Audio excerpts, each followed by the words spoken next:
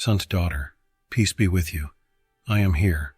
I draw near with gentleness the way I did so many times along the dusty roads of Galilee, when I saw in people's eyes a silent request for rest, for understanding, for truth. Today is no different. I meet you exactly where you are, in your room, in your bed, maybe tired, maybe restless, maybe simply looking for a little peace before the day ends. I want you to know something very simple and very deep. God does not measure prayer by the position of the body, but by the sincerity of the heart. I have always known this in the Father's heart. He has never been impressed by appearances, rehearsed gestures, or outward forms of devotion.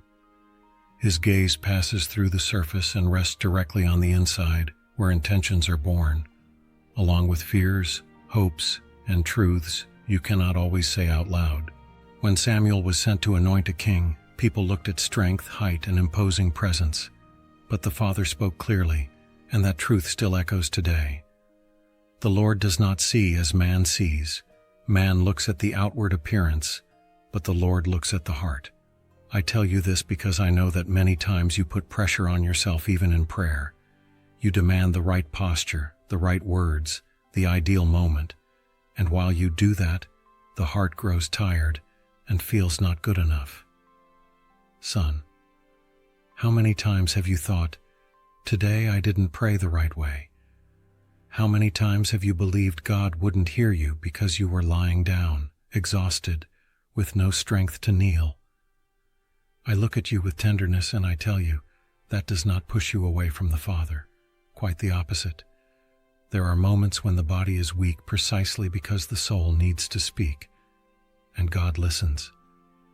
I have seen people cry out in crowded temples, and I have also seen hearts open in the silence of the night. I have seen long prayers, and I have seen prayers made only of tears. I have seen organized requests, and I have seen groans that could not find words. And I tell you the truth, many of the deepest prayers were born when someone no longer had the energy to keep up appearances. Today, you live in a time that demands performance even in spirituality. Everything has to look beautiful, strong, correct. But the Father is not looking for performance. He is looking for truth. He receives the prayer that rises from a broken-hearted soul, even if the body is lying down, even if the eyes are tired, even if the mind is confused. If right now you feel anxiety, if thoughts won't let you rest, if the heart is unsettled while the body tries to relax, speak to God exactly as you are. Don't prepare a speech. Don't hide your weaknesses. Simply say, "Father, I'm here. You know my heart." That is already prayer. That is already an encounter.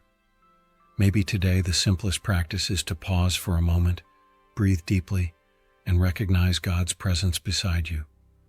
Place your hand over your chest, feel your own breathing, and hand Him what you cannot solve right now. That small gesture, done with sincerity, has great value before the Father. Remember, I have never rejected anyone who came near with humility. I have never demanded perfection in order to offer welcome. Love is the way. It always has been. It always will be. If these words reached your heart, write Amen in the comments if you love God. Not as an empty ritual, but as a simple response of faith and gratitude. I remain with you. There is still so much for us to talk about the night, prayer, and the rest of the soul. Son, daughter, peace be with you. I am still here. I have not stepped away for a single moment. Just as I walked with the disciples even when they did not recognize me, I remain by your side now as the day grows quiet and the night draws close to your heart. I want to speak with you about something many forget. God is not confined to places. The Father has never been limited to temples, walls, schedules, or fixed rituals. From the beginning, He reveals Himself wherever there is a heart that seeks Him, and that includes the place where you are resting right now. Your bed, your room, this simple space where you allow yourself to be real without masks, without external expectations. There were nights when I myself withdrew from the crowds. I looked for silence. I went up mountains, sat alone, stayed awake while everyone slept. Not because God was far away, but because in silence the heart speaks louder. I know well that inner place that opens when everything around you grows still. The psalmist understood this when he said, "When I remember you on my bed, I meditate on you during the watches of the night." He was not in a temple. He was lying down. He was alone, but he was attentive. And there, in that intimate space, God made himself present. Son, perhaps your room is the only place where you don't have to be strong, where defenses fall, where loneliness sometimes weighs heavy, but also reveals deep truths. And it is exactly there that God loves to show up, not to accuse you, but to meet you. Many think they need to go to God as if he were far away, but I tell you with love, he is already there. He enters the room with you. He sits beside you when you lie down tired.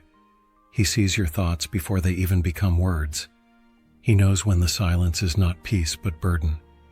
In times like yours, when noise is constant, notifications, voices, demands, comparisons, the bed becomes one of the few places of real silence.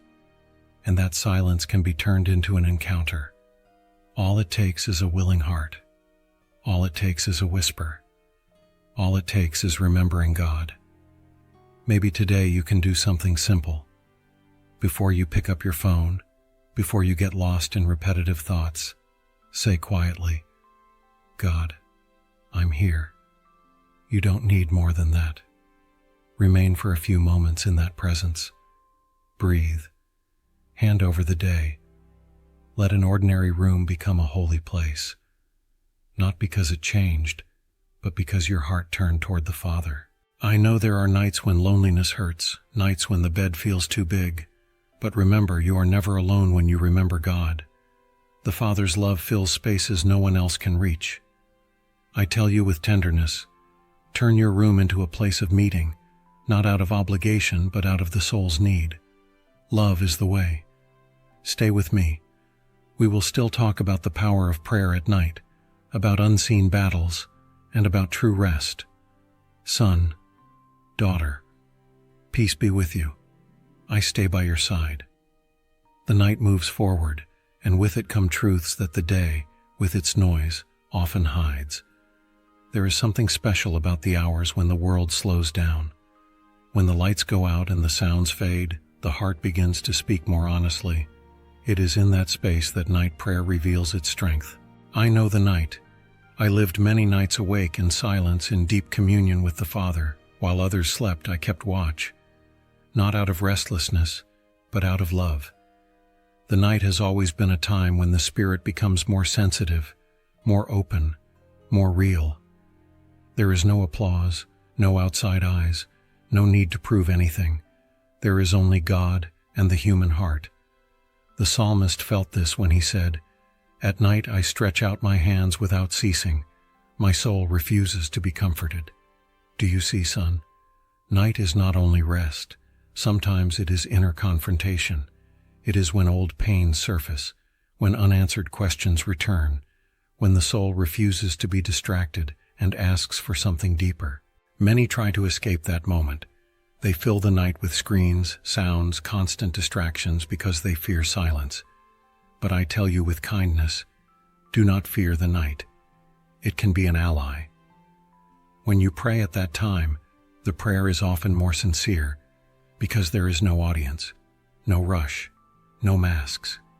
At night, anxiety often speaks loudly. Thoughts repeat, imaginary scenarios appear, fears take shape. But it is exactly there that prayer becomes shelter.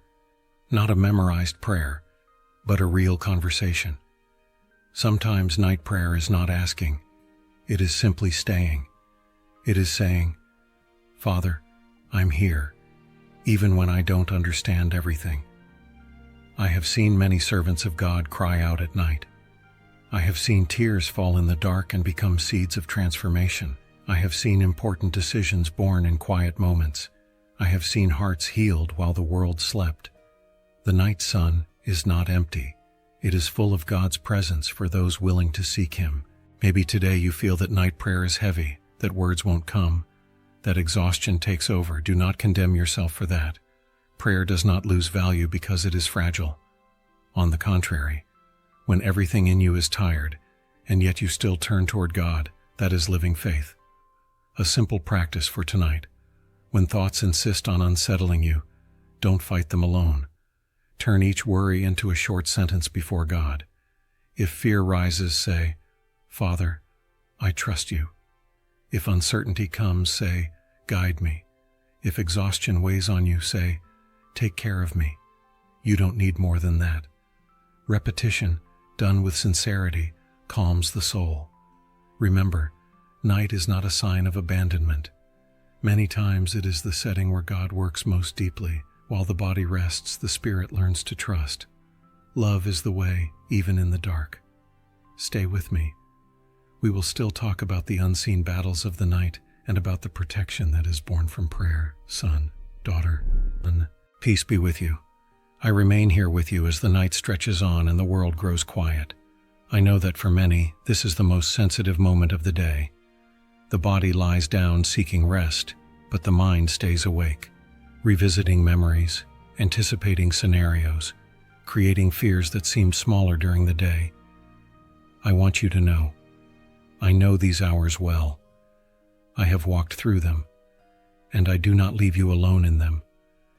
The night is not only the absence of light, it is a territory where the unseen becomes more noticeable. While the body rests, thoughts grow stronger, feelings intensify, and the soul becomes more exposed. That is why many spiritual battles happen in that time. Not because God withdraws, but because silence reveals what the noise of the day kept hidden. The psalmist declared with confidence something that is also a promise for you. You will not fear the terror of the night, nor the arrow that flies by day. Notice, son, he did not deny the existence of the terror of the night. He said he would not fear it. The difference is not the absence of the battle, but the presence of God in the middle of it. I have seen people wake in the middle of the night with a racing heart, unable to explain why. I have seen tears rise in the dark. I have seen accusing thoughts try to steal peace. That is not a sign of spiritual weakness. It is a sign of being human. And it is exactly in that fragile place that prayer becomes a weapon, a shield, and a shelter. When you pray lying down, even in silence, you declare something powerful to the spiritual realm. I am not facing this alone. Prayer does not have to be long. Sometimes it is just a name whispered. Sometimes it is a simple request, protect me, and that already changes the inner atmosphere. Son, as you pray, peace begins to take up space. Fear loses authority. Anxiety weakens. Not because everything has been solved, but because the heart remembers who protects it. Night prayer does not erase every struggle, but it decides who rules the heart during the struggle. Maybe you are living through difficult nights, nights when sleep takes a long time, nights when thoughts keep coming back. Do not blame yourself for that. Use the night as a place of refuge, not despair. When fear rises, do not argue with it. Hand it to God. Call on the Father. I am with you. A simple practice for tonight. If you wake up uneasy, place your hand over your chest and breathe slowly. With each breath, repeat quietly, "The Lord watches over me." Do this until your heart slows down. That simple act strengthens the spirit and calms the mind. Remember, darkness does not defeat the light. Night is not greater than God's love. You are guarded. You are seen. You are cared for. And if you have already lived through or are still living through spiritual battles during the night, write in the comments a word that represents what you most want to feel as you fall asleep. Peace, safety, rest, trust. That can help other hearts realize they are not walking alone. I stay with you. There is still so much inside you that deserves care. Son, daughter, peace be with you. I am still here with the same tenderness, because I know this point touches the lives of many deeply. The bed, which was created for rest, can also become a place of spiritual forgetfulness if the heart is not attentive. I want to speak with you without accusation, without heaviness, only with truth and love. Rest is a gift from the Father. I myself taught about it. I invited the weary to rest, I never despised the body. I never demanded exhaustion as proof of faith. But I have also seen something happen over time. When comfort grows without watchfulness, it can lull the spirit to sleep. How many times have you thought, "I'll pray later"?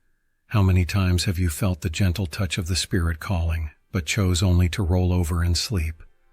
I don't say this to wound you, but to wake you with kindness. Because the heart, when it gets used to delaying encounters with God, slowly begins to become lukewarm. I know these strong words of Scripture, and they exist because the Father loves. I know your works, that you are neither cold nor hot. Because you are lukewarm, I am about to spit you out of my mouth. This is not rejection without reason. It is an urgent call.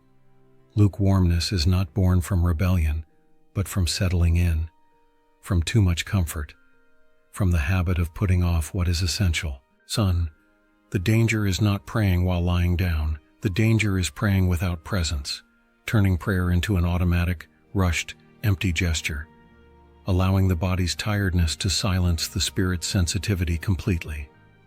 Little by little, the heart drifts, not because God has moved away, but because your attention has been pulled elsewhere. I have seen this happen with very religious people. I have seen lips speak of God while the heart was far away. I have seen spiritual routines without life, without love, without listening, and it always grieved me, because the Father does not desire empty words. He desires relationship. Maybe today is the moment for you to look honestly. Has the bed been a place of meeting or only a place of escape? When the Spirit touches your heart at night, do you respond or do you delay? Do not condemn yourself for recognizing this. Awareness is the first step back. A simple practice for today. Before you fall asleep, choose something small but intentional. It can be 1 more minute of silence with God. It can be turning off your phone a little earlier. It can be 1 sincere sentence, spoken with full attention. It is not about quantity but presence. An attentive heart is worth more than long words spoken without soul. Remember, God is not calling you into a heavy faith, but a living faith. He doesn't want to steal your rest, but to fill your rest with meaning. Love is the way, and that love awakens. It does not put the spirit to sleep. I stay with you. We will still talk about watchfulness, about staying spiritually awake even when the body rests, and about responding to the Father's call at the right time. Son, daughter, peace be with you. I remain with you on this gentle walk through the night, because I know that resting does not mean shutting off your heart. There is an invitation that travels through time and reaches you even now, to stay awake on the inside, even when your body needs to rest. That night when I walked with my disciples to Gethsemane, I called them to keep watch with me. I did not ask for physical strength, I asked for spiritual attentiveness. And I said something that is still true today. Watch and pray lest you enter into temptation. The spirit indeed is willing, but the flesh is weak. I did not say this to condemn you, but to reveal a human reality. Son, the body gets tired. The mind drifts. That is part of your condition. But the spirit can remain sensitive, attentive, open to the presence of God. Being spiritually awake is not being tense, and it is not fighting sleep. It is praying with awareness. It is knowing who you are speaking with, even if only for a few moments. Many think that because they are lying down, prayer loses its value. It doesn't. What weakens it is constant distraction, a divided heart, a mind fully surrendered to thoughts that do not bring life. When you pray and at the same time hand yourself over completely to restlessness, something inside you begins to fracture. I invite you to something simple and possible. Before you pray, acknowledge God's presence. Say quietly, "Father, I'm here before you." That awareness changes everything. Even a short prayer, offered with attention, has depth. Even a conscious sigh becomes an encounter. Today, many live connected all the time, yet disconnected on the inside. Spiritual watchfulness is learning to pause, to notice what is happening in the heart, to not allow anxiety to rule the last thought of the day. This does not happen all at once. It is a daily learning, a simple practice for tonight. Choose a short line of scripture and repeat it slowly, paying attention to every word. It can be, "The Lord is my shepherd, I shall not want." Let that truth fill the space where scattered thoughts have been. If sleep comes, let it come with peace. If your mind grows calm, stay there a little longer. This is keeping watch with love. Remember, God does not demand perfection, but presence. He is not offended by your weakness. He delights when you try, even when you are tired. Staying spiritually awake is choosing not to step away from the meeting, even if it is brief. I stay with you. We will still speak about acts of surrender, about responding promptly to the Father's call, and about how to end the day in true safety. Son, daughter, peace be with you. I remain here, calm and tender, like one who stays beside someone who needs to feel safe before falling asleep. I want to speak with you about a simple gesture, full of meaning, lifting your hands in prayer, even when your body is lying down.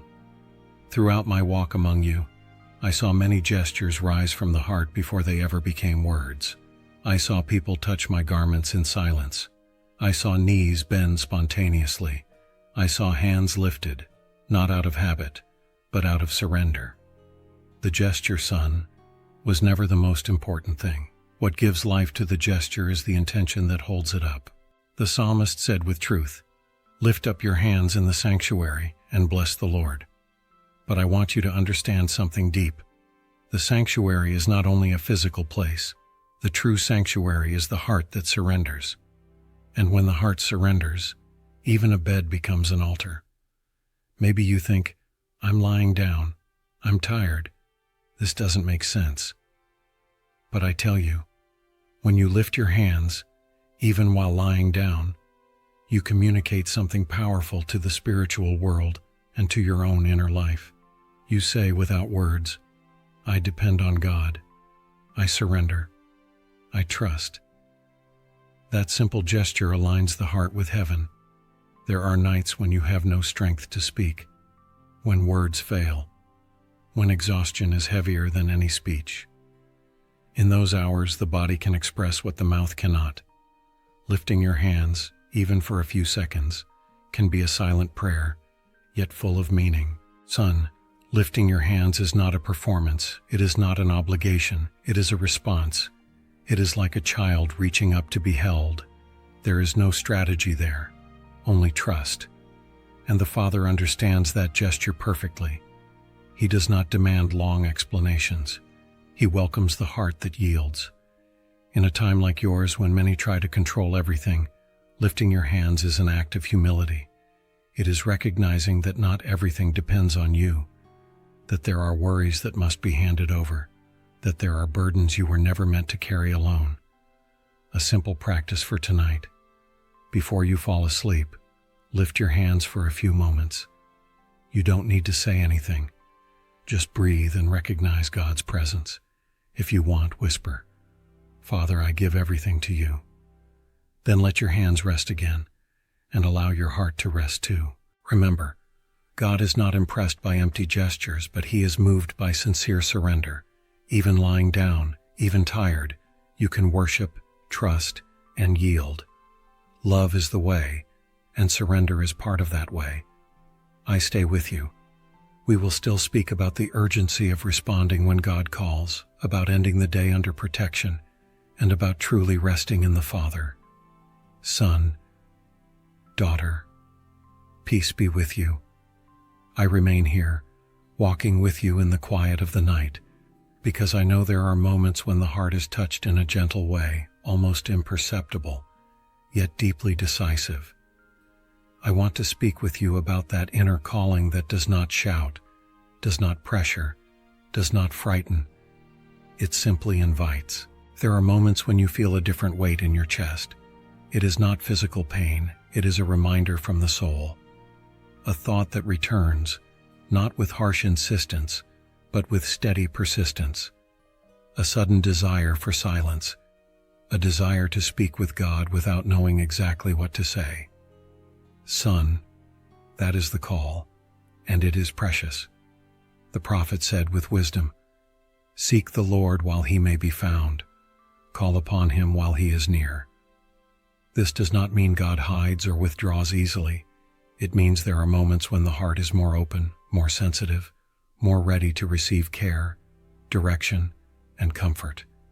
And those moments should not be delayed. How many times have you felt that touch and answered, "Later"? Later after rest. Later after one more video. Later tomorrow. And the heart slowly got used to postponing what is essential. Not out of rebellion, but out of exhaustion. Not out of lack of faith, but out of too much distraction. Son, the right time to pray is almost always now. Not because tomorrow does not exist, but because the present is the place of meeting. When the Spirit touches your heart, He does not come to collect, He comes to care. He does not come to accuse, He comes to realign. He does not come to steal your rest, He comes to restore it. I have seen people deeply transformed because they responded immediately to that call. They did not have beautiful words. They did not have long prayers.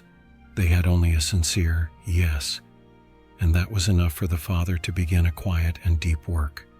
Today, you live in a time that teaches you to put off everything that doesn't seem urgent, but the soul knows how to recognize what is essential. When God calls, it is not for later. It is because that moment carries specific grace, specific care, specific direction.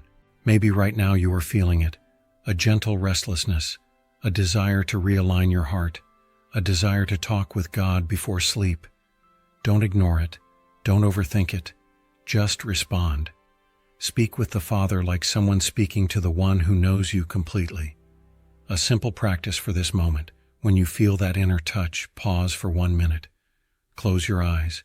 Take a deep breath. Say quietly, "Father, I'm here. Speak to me." Then say exactly what is in your heart, without organizing it, without filtering it. That simple act can change the course of your night, and sometimes the course of important choices in your life. Son, responding to God's call at the right time brings lightness. The heart that learns not to delay the meeting grows in sensitivity, discernment, and peace. The soul begins to recognize the Father's voice more clearly, even in the middle of the world's noise. And if you want to keep walking with me, night after night, learning to hear God's voice, to rest in the Father, and to live with a lighter heart, subscribe to follow the next episodes.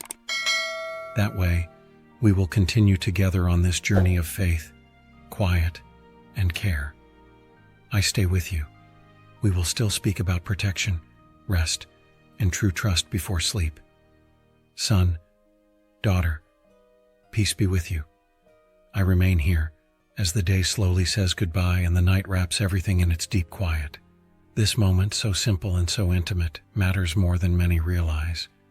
It is the moment when the heart stops running and begins to reveal what it truly carries. So I want to speak with you, with care and love, about praying before sleep as spiritual protection. There is a gentle mystery in this final moment of the day. What fills your thoughts before sleep often follows your mind through the night. What is not surrendered becomes heavy. What is not spoken returns as restlessness. And what is not entrusted to God tries to solve itself alone and cannot. Night prayer is not a fearful ritual, but a gesture of deep trust. The psalmist understood this and spoke simply, "In peace I will lie down and sleep, for you alone, Lord, make me dwell in safety." Notice, son, first comes peace, then comes sleep.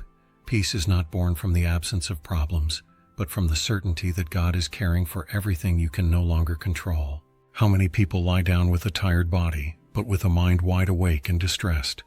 Thoughts repeating mistakes, conversations that never happened, decisions that could have been different.